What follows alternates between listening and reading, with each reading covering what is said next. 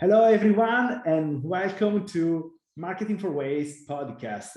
Today, I'm very happy and very excited because we touch an interesting topic, sustainability. Sustainability is something that is probably very misunderstood because a lot of people talk about sustainability in different ways and with different approaches. But one of the most important aspects is that each company in the planet nowadays is going in this direction. They started applying sustainability to their plants, and now they are working using a sustainable approach inside in their offices with their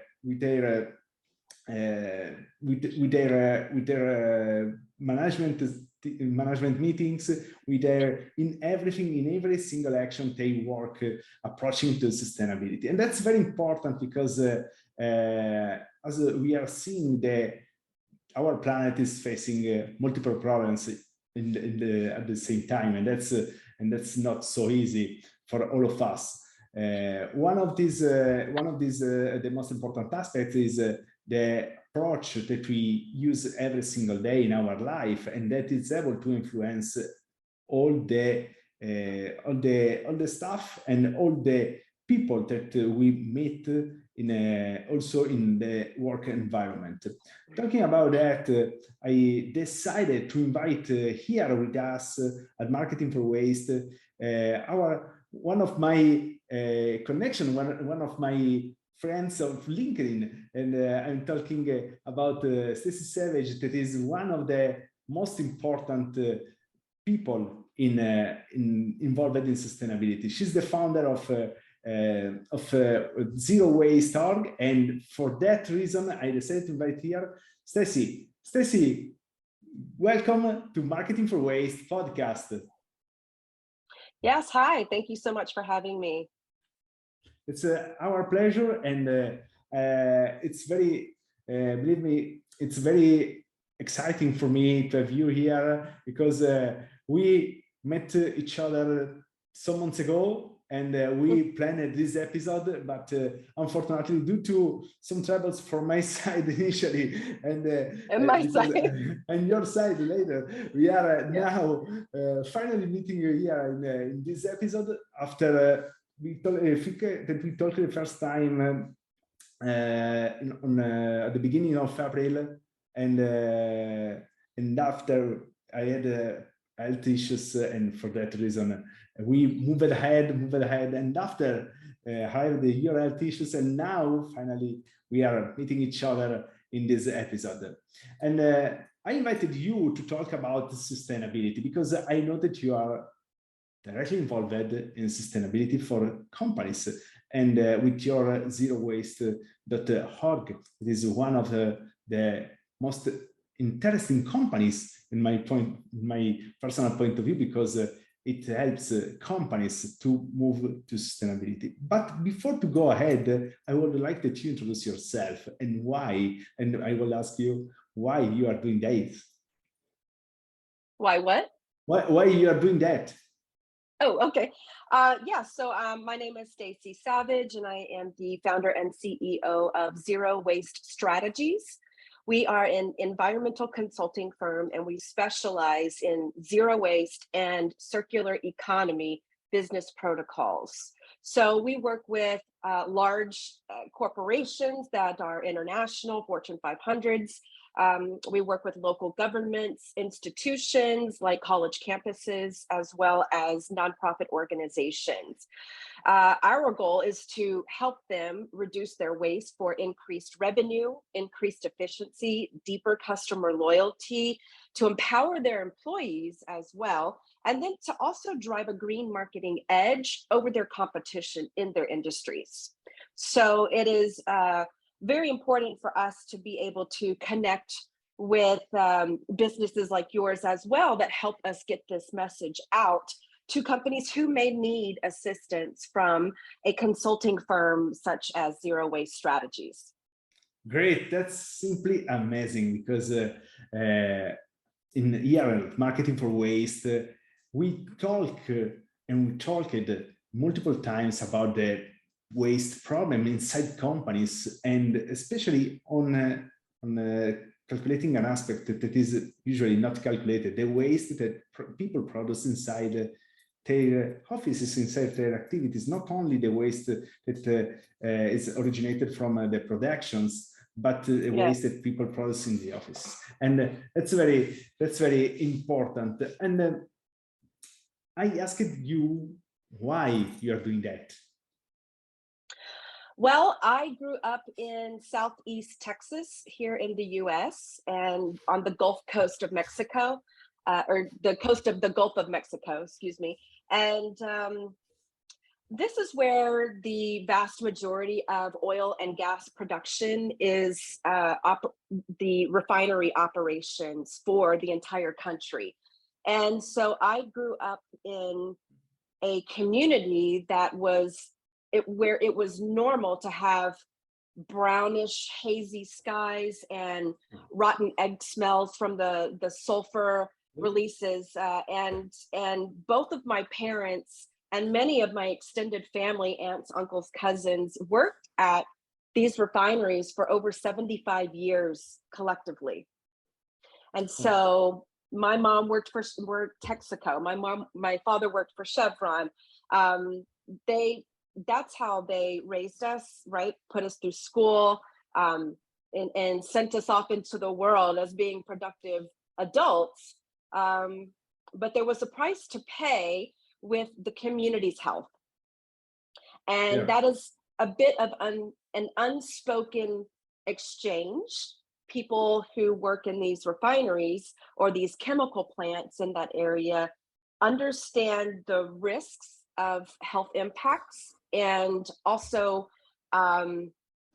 they seek the gainful employment or a lucrative career at these companies where there's opportunity to have promotions and move up through the chain of command. So I witnessed this firsthand. I experienced it. There were very strange asthma cases, cancer cases. Even in my own family, cancer took several of my beloved family members. So growing up, I've always been very interested in the environment, clean water, animal protection.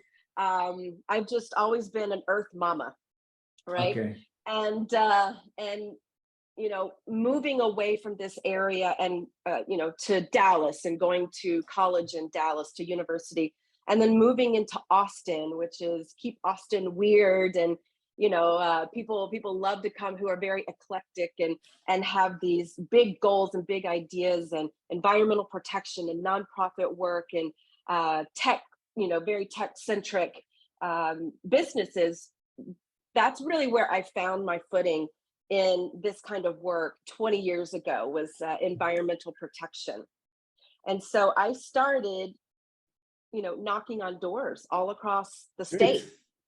Great. And I would talk face to face with people and say, hey, do you understand that, you know, no matter what side of the political spectrum you fall in, there's still mercury in your water. There's still pollutants in the air that your children breathe.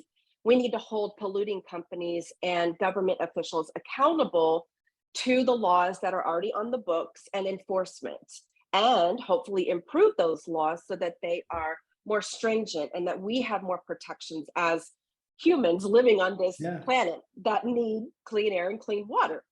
And so I've knocked on tens of thousands of doors all across the state and many other states in the US, talking to people just face to face and letting them know how they can get involved in politics and in helping protect our planet at the very basic grassroots community level. We build up community in order to put pressure on those who are in decision-making positions like Congress, like the state legislature, and we are able to push bills or laws that protect people and our tax dollars as well. So I did that kind of nonprofit door knocking work for about 9 years.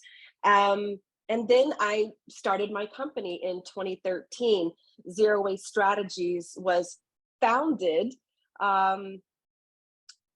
just one day I was sitting at the stoplight, turning into my neighborhood to go home from, I don't know, maybe a grocery shopping trip or something. I don't know where I was, but I was sitting at the light, and I was waiting for Amazing. the light to turn green, and I drifted off into this dreamland. And then something hit me, just, Stacy, you need to be a business owner to where you fight for these issues. You can do legislative work. You can help companies from the inside rather than, pointing the finger from the outside, and helping them, because these businesses are run by people. Yeah. It's not just, these big bad corporations. These are people that have families. They have to drink the water, they have to breathe the air, so do their children. They love the communities that they live in, and these companies love the communities that they serve. And so I thought about it, and I said, okay, so rather than pointing the finger from the outside, I need to start something where I can consult from the inside and help them change operations internally. That will be more impactful. And so that's what I did. The very next day, I went down to the county courthouse, and I started my DBA. And Amazing. it was the best $17 I've ever spent. That's amazing. Congratulations. I love your story. It's something incredible. Congratulations. Wow. Yeah. And so after that, I started interviewing people who worked at companies who might need this kind of help. I was very active in city government and city legislation here in the Austin area, and just working with the recycling department and really understanding the community needs, the business needs, and the government needs as well. And just starting to formulate my business plan and going after funding and just putting everything into place, legal, taxes, QuickBooks, marketing, all those things that needed to come into play in order to run a successful business. It was a very steep learning curve because I had done nonprofit work and I had worked for somebody else. I never thought I would be a business owner myself. Never, ever envisioned that I could be a business owner, but I did it. And I didn't know what I was doing when I first started out. Sometimes I still don't, and I have to figure it out, right? But that's the joy of being a business owner. You have that freedom, and you're able to kind of craft what your business looks like as you go along, and you're able to put your best intentions into building your business to service your community and your clients that just need a little help. That's amazing. And first of all, congratulations, because it's a very interesting story. And I love it because you started from the Mexican Gulf with the polluted environment, and you drive the change with knocking each door, and that's amazing. That's really amazing. Hi.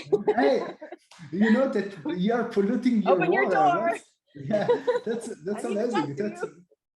That's really amazing. Congratulations. It's a very interesting story, and I love the energy that you share with us in this story, because it's really important, because you said an important phrase that is amazing. Behind these large groups, there are people, and that's one of the most important points, because they drink water, they breathe air, they live the environment. And why we don't think to help them to change their approach and to save the environment using a sustainable approach? In fact, going on that, I have a question for you. What does it mean to drive a company to a sustainable approach? Because there are too much aspects to consider. But starting from what you shared, I can imagine that one of the most important points is start from people. Yes, you have to start with people's emotions in order to change their mind, in order to change their thoughts and their habits, in order to ask their superiors, their supervisors to put programs into place. So it always starts with the more people you have behind you, the more pressure you can build up to the higher levels of the government or to the company to say, we really need to do this. So that's why employee green teams are so important. When you have a team of employees that come together and say, okay, we need recycling, we need composting in the employee cafeteria, we need to have better purchasing policies so that we're not wasting all this office paper. There's all kinds of things that employees can do to organize their thoughts and maybe a plan of action to go to the supervisors a little higher up who can say yes, and here's money to do it, right? Yeah. These programs that come into place, they need to be funded and they need to be enforced in order to change the corporate culture. And so, you change people's hearts and minds first, and then the policy, the operation comes after that. And so once you do the education, it all stems from the education of how you're already doing things, and then how things can be done a little bit differently with not a whole lot of change. Just let's tweak this and this and this, and let's see what we get. Oh, we like those results. Okay, great. Well, let's tweak this a little bit more. And how about we pull this in too? And see where it takes us. But first you have to do the education, and secondly, the businesses need to know that they have a problem. If they're not addressing their sustainability, they're most likely going to be kind of irrelevant in their industry in a few years, because you have to remember younger Gen X, millennials, and Gen Z are your biggest purchasing block right now. Yeah, combined. Yes. They're bringing about $50 billion with a B to the consumer market in the US alone every year. Ooh. And so with that kind of collective buying power, companies need to understand that they are your customer. Yeah. And you also need to have programs in place that are not say one thing but do the other, right? You can't greenwash. These generations, the newer generations, will find you out and they'll expose you in the media, right? They will call you out and for your greenwashing. So it's really important to do it right from the get-go. And waste reduction is the lowest hanging fruit of any operational efficiency. It is the fastest and easiest way to save money within your business. So why not start there?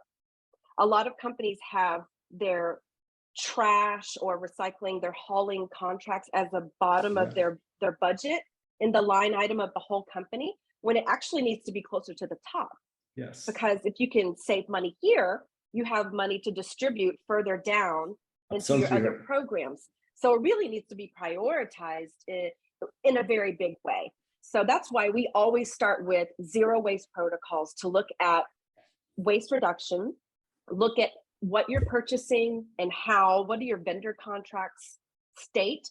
What do your suppliers bring, are your suppliers using ethical production?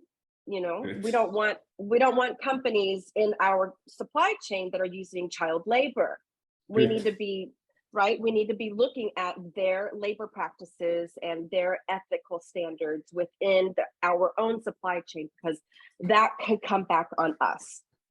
So we look upstream and we look downstream, and where, and all these different sorts of levels, inside, outside, up, down, diagonal. We look at as many aspects of the business as we can in order to see where can we cut costs and where can we do it ethically, and where can we reuse, where can we repair things instead of buying new. There's all sorts of things within the 3 R's, reduce, reuse, recycle, that we don't talk about. So when we have reduce, great, we'll reduce our waste. There's all kinds of ways that you can do that. Reuse is another great way, but there is also refabrication, remanufacturing, repair. There's all these words that we can put into action before we get to recycling. Recycling is the third R for a reason. It's the end of the process, right before landfill, which is not a diversion method; it is a disposal method. So there's more like 7 R's, not just 3. There's a lot more. Yeah, that's important, because you touched an important aspect that is totally connected with the generations that you mentioned, the Gen Z, millennials, and at the same time, there is an important aspect that is the largest word of the re, because people usually reduce it at reduce, reuse, and recycle. But before to arrive to recycle, there is a quantity of possibilities that can solve the problems that we are living and facing in terms of resources, in terms of world consumption, because we live in one of the probably is the largest era of consumerism that we are living is this one, because we change iPhones like every year. We change. There are a lot of things connected to that, and especially inside the companies, it produces the application of your strategies for sure generate a lot of money that could be distributed in the different other areas of the company. You are not doing only saving, you are reorganizing the company, you are replanning you are like a sustainable CFO. That is like is the approach that is very interesting, and I'm totally fascinated about that, because I think it offers a lot of opportunities also to our listeners that are involved in the management of companies, because the approach that Stacy mentioned is something that save money, but putting the waste in the right position in the room, because if you put waste at the bottom, you are considering that as a waste. But if you put it in the highest part of your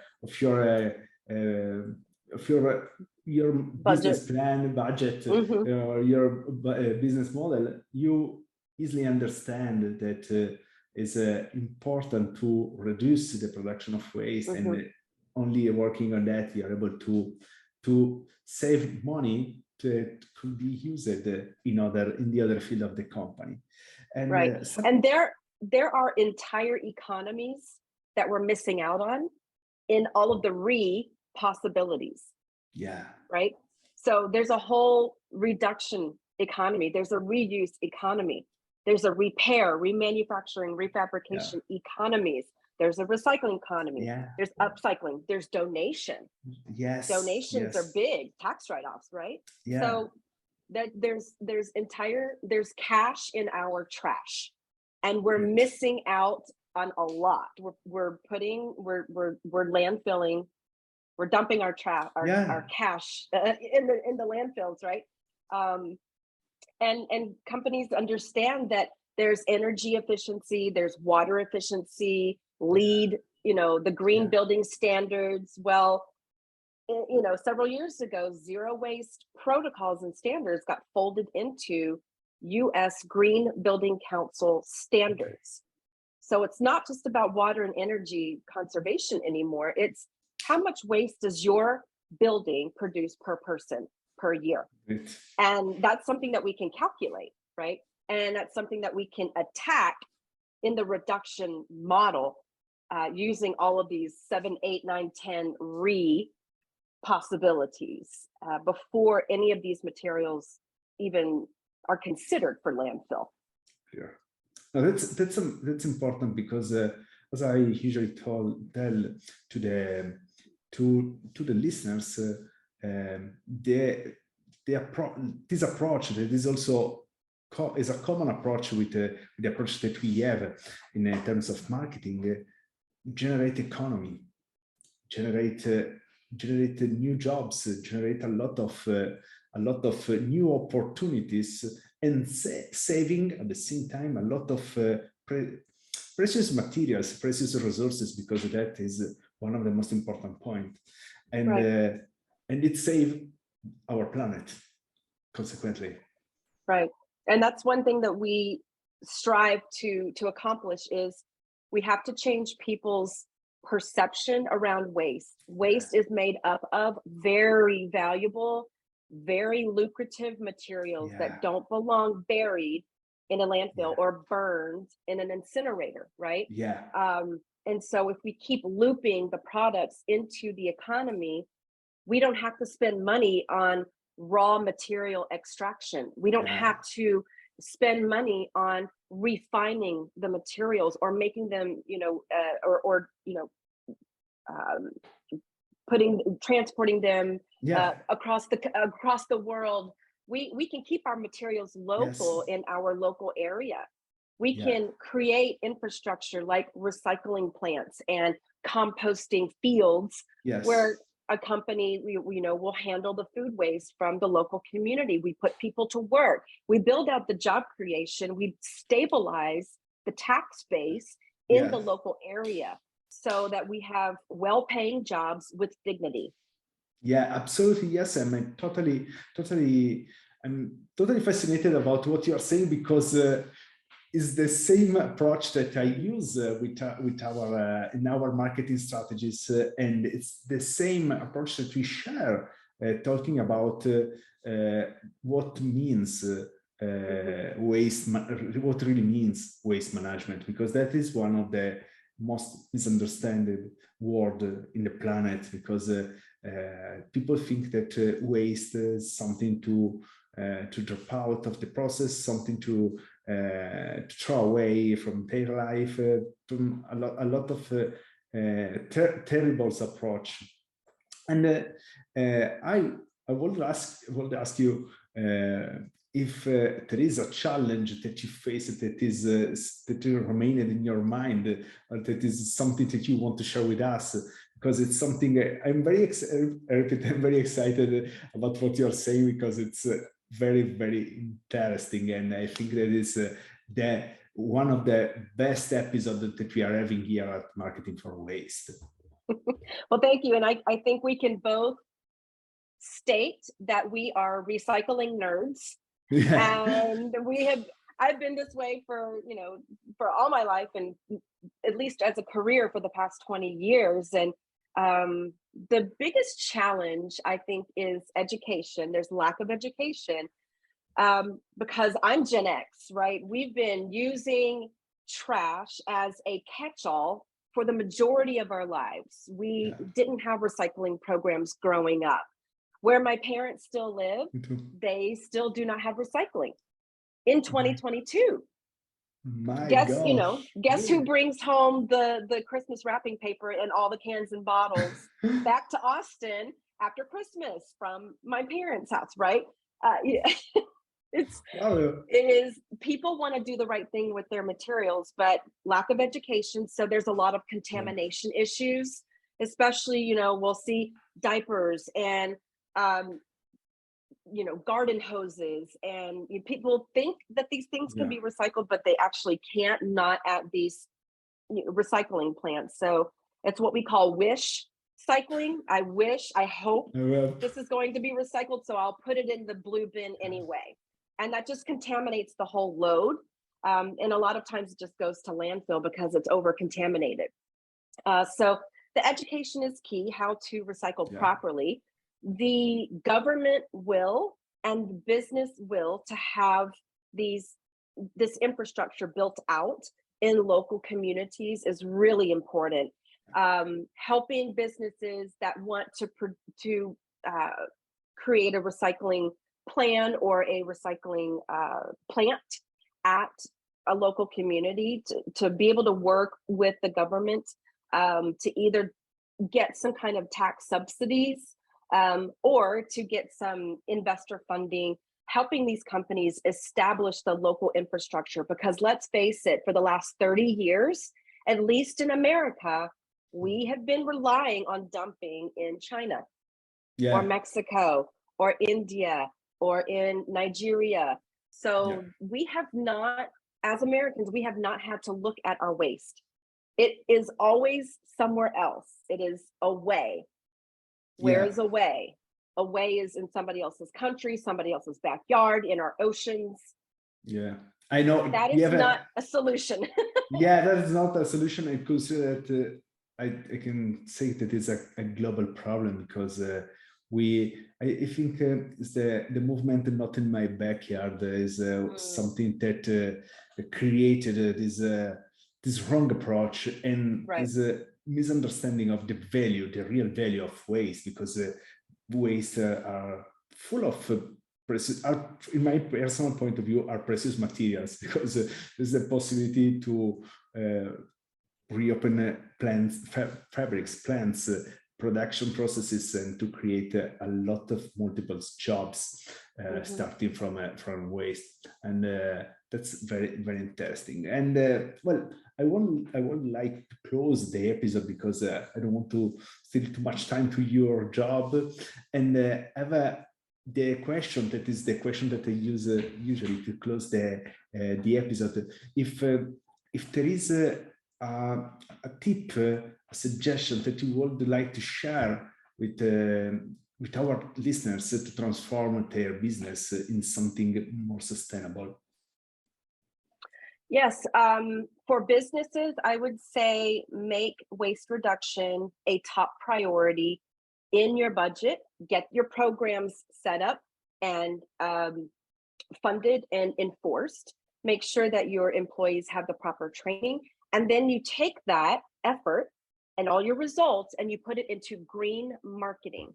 And that's how you can attract new employees who care about these issues, talented employees who want to be recruited by a company that has integrity and sustainability. And then you can recruit a whole new demographic of customers as well who care about these issues, especially your Gen X, millennials, Gen Z, and now Gen Alpha, who's coming up. So I would say that for businesses, and then for people, just everyday people, if you don't have access to recycling, you need to tell your local government that it's time, it's 2022, let's get these recycling programs into place. Let's get a good, affordable contract in place with a hauler who can service your community and pick up, block by block, house by house, and to process these materials correctly. They need to hear from the taxpayers and to show them that there is a demand for these new practices and that we do want to do the right thing with our materials. We don't just want to burn or bury our materials. And so another piece for businesses is that we actually have a 6-week online training program ready to go. And businesses can contact us at zerowaste.org. And that's just the number 0, waste.org.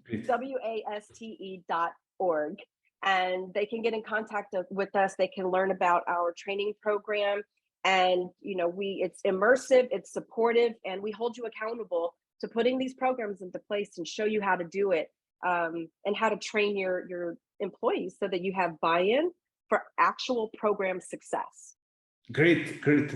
Thank you so much, Stacy. It was an amazing conversation. You're welcome. I loved it. And I'm very happy to have finally this episode that is something incredible. It's been a long time coming. Yeah, absolutely, yes. We've been planning this for months. And please and tell to our listeners, you find the programs and the details of Stacy on her website, zerowaste.org, and feel free to contact us. I'll put you directly in connection with Stacy. Drop us an email at info@marketing4waste.com, and we'll be happy to answer to put you directly in connection with Stacy. Stacy, thanks a lot again, and thank you. Have a nice rest of the day, and take care of you, and we'll talk soon. Okay, sounds good. Thanks so much. Thank you. Bye.